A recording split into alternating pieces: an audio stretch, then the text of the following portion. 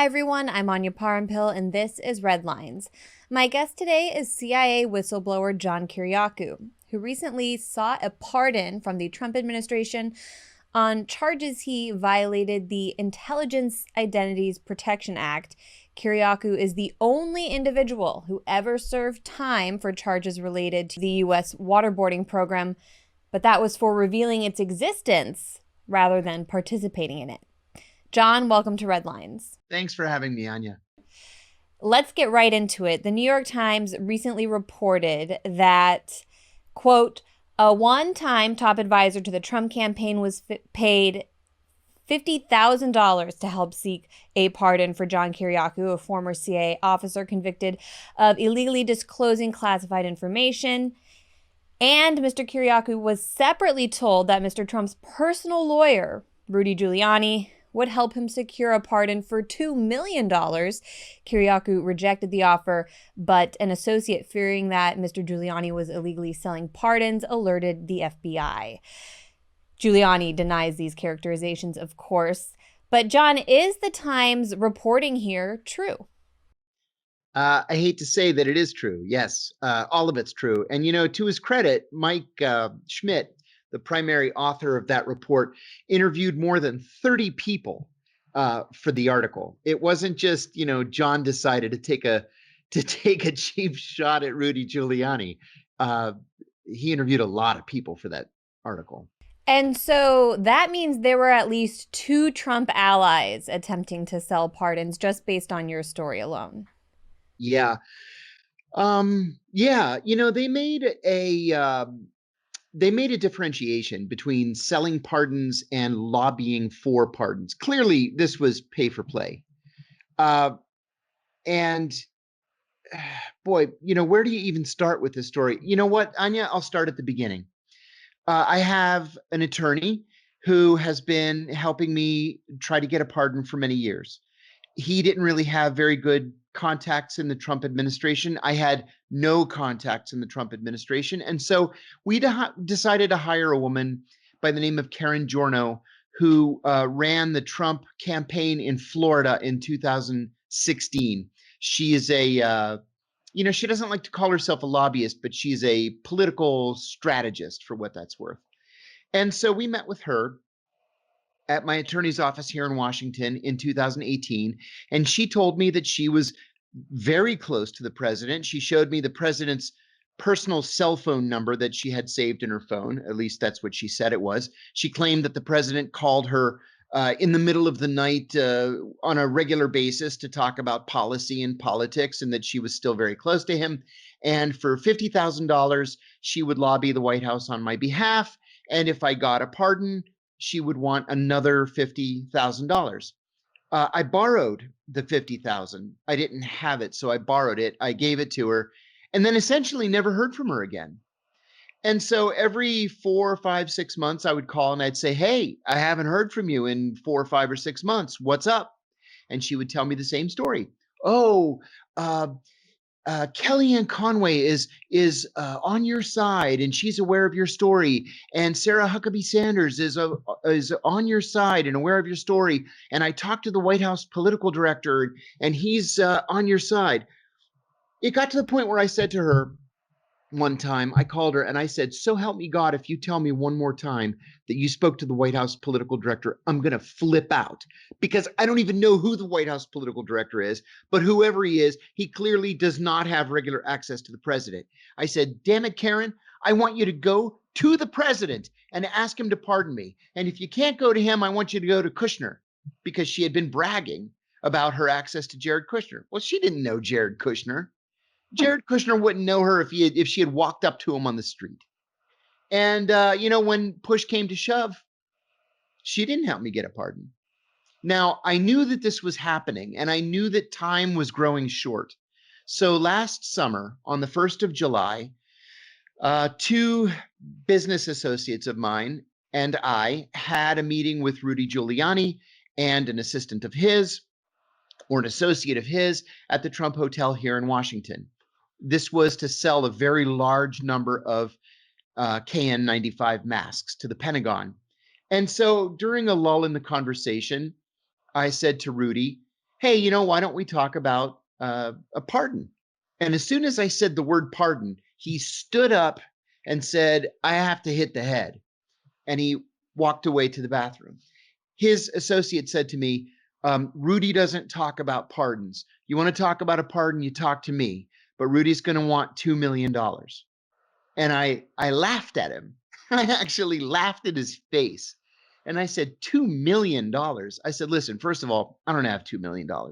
Secondly, why in the world would I spend $2 million to recover a $700,000 pension? I said, that's outrageous. And I ended the conversation. Now, I related this to Karen Giorno. And she told me, oh, well, that's the going rate. I gave you a deal. Dinesh D'Souza paid $1 million for his, and Conrad Black paid $1 million for his. And she just went on and on. Well, I related this story later on to a friend of mine, another whistleblower, Robert McLean, the TSA whistleblower. And he said to me, this sounds like pardons are for sale. And I said, that's a crude way of saying it, but yeah, I think that's really what is going on here. They call it lobbying, but it's not really lobbying. I think pardons are for sale. And even if Donald Trump isn't, getting the money at the end of the day, it's people like Rudy Giuliani enriching themselves. That's really what this comes down to. Even even if people don't have the connections to actually follow through, as was the case with Miss Giorno. Yes, exactly. Exactly. It was a money grab, is what it was. Whether it was Karen Giorno or any of the other, dozen people purporting to have had close contacts with the White House or close enough contacts with the White House to get a pardon. Yeah, that's what it was. It was a money grab. So I mentioned this to Robert McLean. He was appalled, to his credit, and he called the FBI and he reported it. He reported it that Rudy Giuliani was essentially selling pardons. And the FBI was not interested. And Robert was so disappointed that the FBI didn't care that this was happening that he called the New York Times, and that's how they got started on this story. And then, as you say, spoke with dozens, around 30 sources in order to corroborate this dealing regarding the pardons. John, is this kind of corrupt management of the pardon process unique to the Trump administration? No, this happened during the Clinton administration as well, although it wasn't the lobbyists and lawyers who were making the money. It's they were passing the money on in the form of donations to the Clinton Foundation. So this isn't specifically a partisan thing. It's not specifically a Trump thing. It just points to the corruption of the entire system. And let me add something about that I think is very important. The system that we have that allows convicted felons to apply for pardons is utterly broken, right? The way it's supposed to work is you go online to the website of the Office of the U.S. Pardon Attorney and you fill out a form and you say, I'm rehabilitated, I'm sorry for my crime, and I'm on the straight and narrow, and this is what I'm doing with my life. And then they turn all of that over to the FBI. The FBI does a background investigation. And then when the FBI is done with their investigation, they pass the file back to the pardon attorney, and the pardon attorney determines if yes, you deserve a pardon, or no, you do not deserve a pardon. So in a perfect world, that's how it's supposed to work.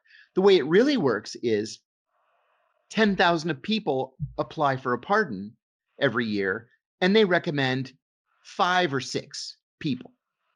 So you mean out of 10,000 people, only 5 or 6 have really rehabilitated themselves? And so at the end of the day, nobody gets a pardon. Well, if nobody gets a pardon, and if everybody knows that the formal process doesn't work, then what are they going to do? Well, if you're poor, you're not going to do anything because you're out of luck. If you have money or you have friends in high political places, then you go the lobbyist route. And that just shows you how perverted this entire system has become. Yeah, how are you now advocating for reform of the pardon system based on your experience?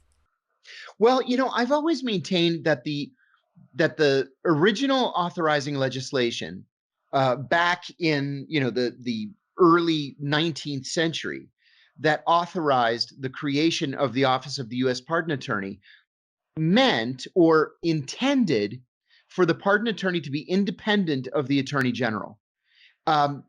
We know that from contemporaneous accounts of the debate around the legislation. But it's never been independent. It's always been seconded to the Office of the Attorney General, and that's just wrong. So instead of the pardon attorney being housed at DOJ, it should be housed at the White House. It should not report to the Attorney General. It should report to the Executive Office of the President. And they should be able to make their own determinations as to who deserves forgiveness and who doesn't deserve forgiveness, absent political pressures. Because as things stand now, almost nobody apparently deserves a pardon. You know, at the very end of the Obama administration, Obama fired the pardon attorney for that very reason, because the pardon attorney would go years at a time without recommending anybody for a pardon. And that just defeats the whole purpose of the office. Absolutely. While I've got you on the line, I wanted to ask you about some of the intelligence priorities of the new Biden administration. On January 20th, Avril Haines became the first Biden pick to be approved by the Senate. She will serve as Biden's Director of National Intelligence. And we've been hearing a lot about her role in the CIA's drone program, as well as whitewashing U.S. torture.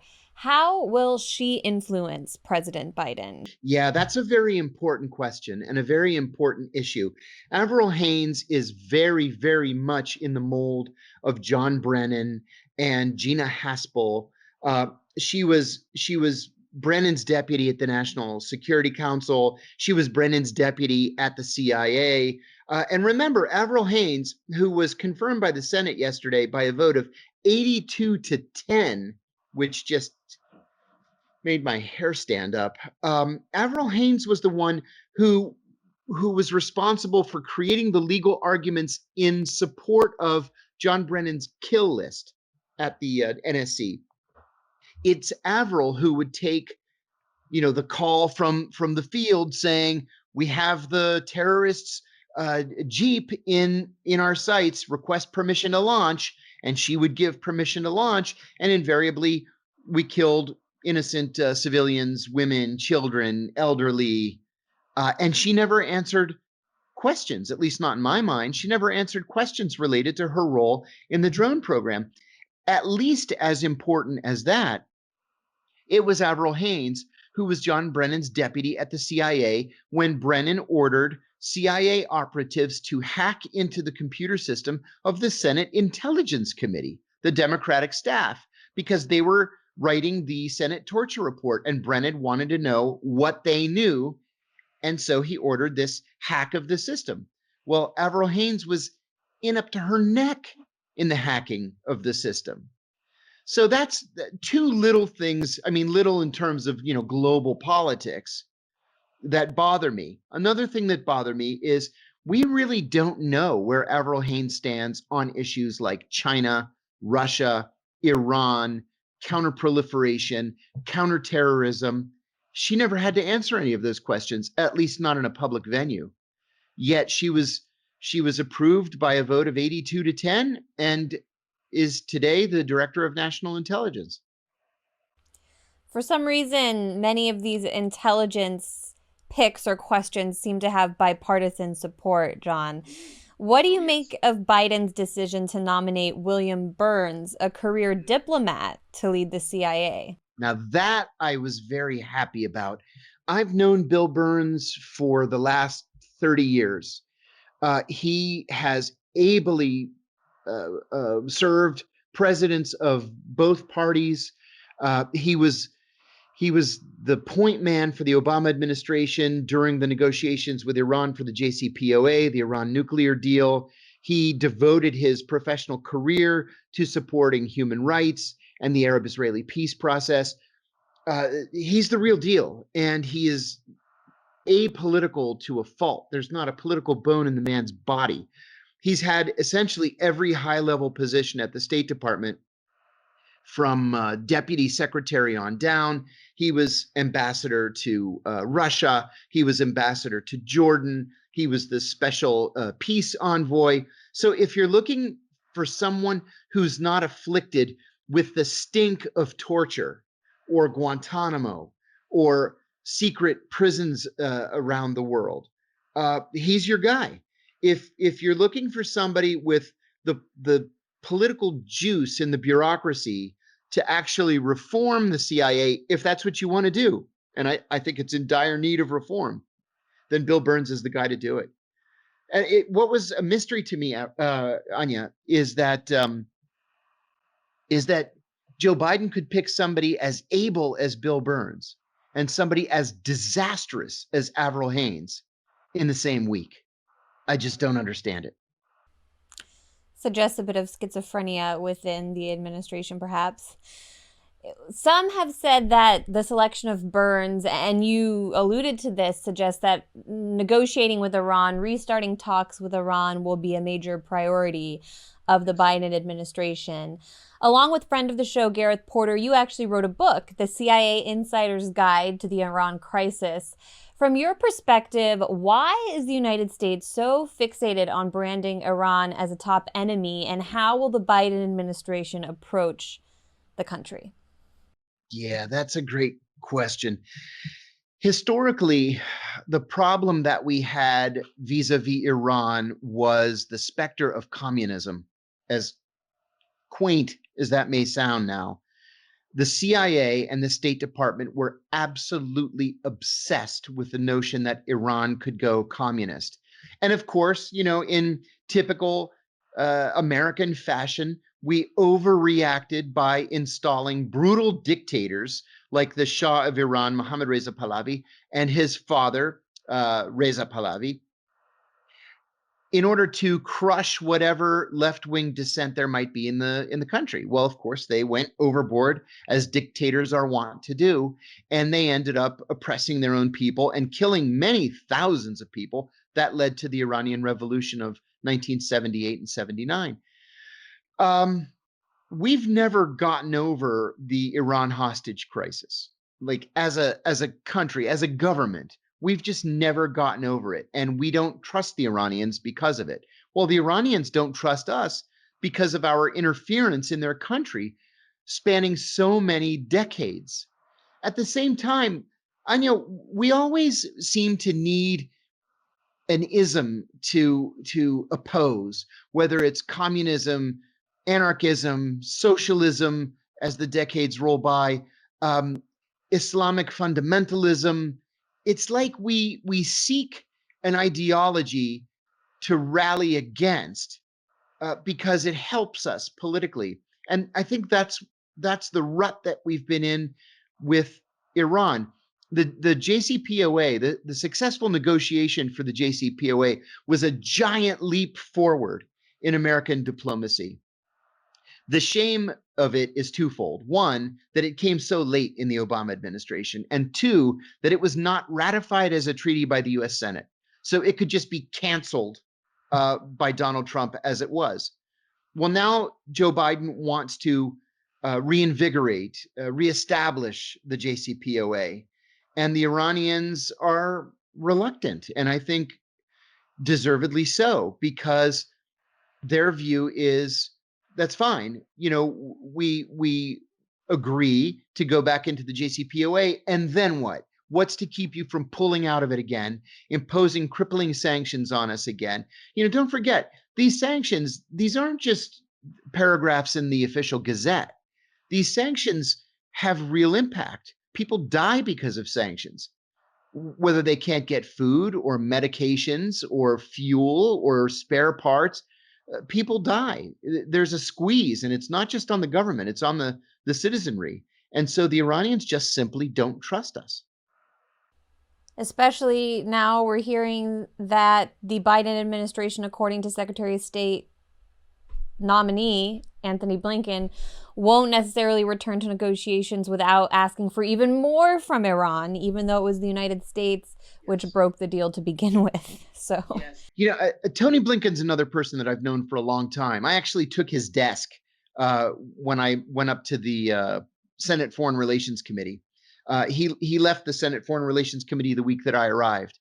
And Tony very much is a creature of Washington. He owes his entire career to Joe Biden. He has spent his entire career as an aide to Joe Biden in different capacities.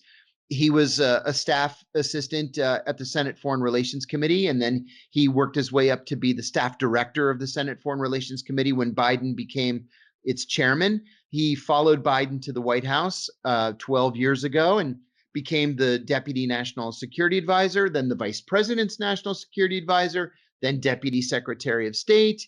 And he spent the 4 years working with Madeleine Albright and other heavy hitters from the Democratic Party's diplomatic grouping of people. And now he finds himself Secretary of State, and he owes it all to Joe Biden. And finally, John, I just wanted to ask you, we know according to U.S. defense documents that since early 2018, the U.S. has placed a great power competition concerning Russia and China at the center of its strategy. Why are our military and intelligence agencies so focused on this fight, and how might it manifest under Biden and his cabinet?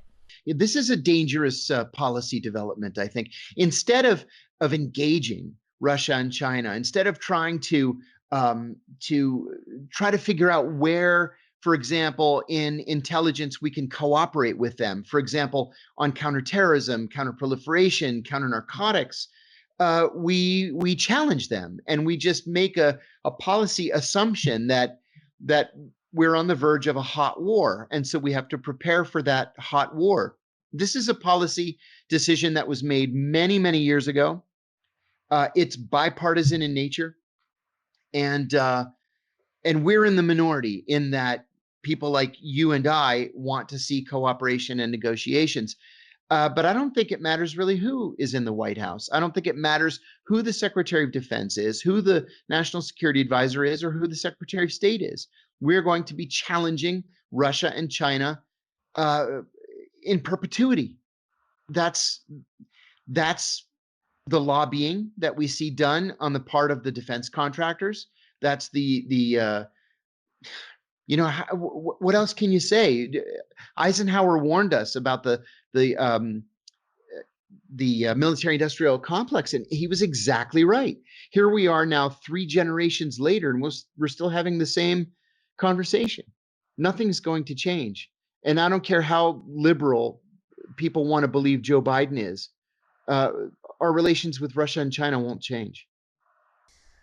During Blinken's Senate confirmation hearings, a major theme was especially China. And even from someone such as Blinken, who's not considered as hawkish as some of the other individuals Biden may have chosen for that position, sure, the major threat Blinken saw, as well as most of the senators on the Foreign Relations Committee, was that China is going to replace us as the number one power in the world. And I think that will just be a huge theme throughout the Biden presidency.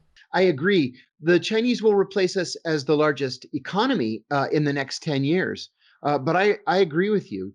Tony Blinken is a neoliberal, just like Hillary Clinton was when she was the Secretary of State. And don't forget that it was Barack Obama who talked about the pivot to Asia, turning away from Russia as our greatest threat, and looking at the Chinese as our greatest threat. That was a democratic strategy, and I think that strategy is still in play during a Biden administration. It certainly will be. John Kiriakou, CIA whistleblower, thanks so much for your time. Pleasure. I was really rooting for your pardon. Thank you. And I'm sorry about how it all worked out, but I appreciate you sharing this story and discussing some of the issues with this system now, just as you did after your time in prison. I know you talked a lot about the experience of prisoners after you served. We have to keep up the fight. Thank you so much, John. Thank you, Anya. Take care.